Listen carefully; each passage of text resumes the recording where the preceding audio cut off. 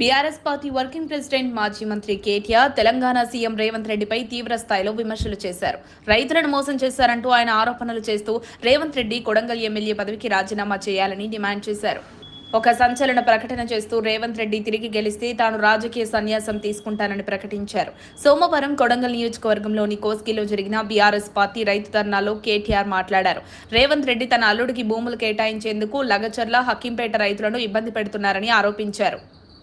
ప్రభుత్వ విధానాలతో అణచివేతకు గురైన లంబాడి యువతీ యువకులు తమ సమస్యలను వ్యక్తీకరించేందుకు ఢిల్లీకి వెళ్లాల్సి వచ్చిన పరిస్థితిని కేటీఆర్ వివరించారు.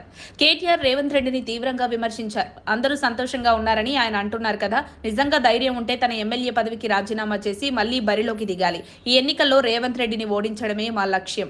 కొడంగల్లో రేవంత్ ఓడిపోవడం ఖాయం. పట్నం నరేందర్ రెడ్డి ఈసారి 50,000 ఓట్ల మెజార్టీతో గెలుస్తారని ఆయన ధీమా వ్యక్తం చేశారు. కేటీఆర్ రేవంత్ రెడ్డిపై మరింత తీవ్ర స్థాయిలో విరుచుకుపడ్డారు.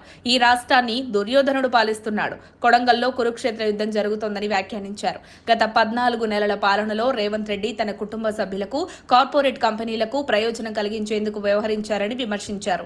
రైతుల హక్కుల కోసం నిలబడిన 40 మంది రైతులను జైల్లో పెట్టారని కేటీఆర్ ఆరోపించారు. రైతుల భూములను బలవంతంగా తీసుకుని ఫార్మా కంపెనీకి అప్పగించేందుకు రేవంత్ రెడ్డి కుట్ర పన్నుతున్నారని ఆయన మండిపడ్డారు. కేటీఆర్ చేసిన ఈ ప్రకటన రాజకీయంగా తీవ్ర చర్చనీయాంశంగా మారింది. రేవంత్ రెడ్డి నుంచి దీనిపై ఏమాత్రం స్పందన వస్తుందో చూడాలి.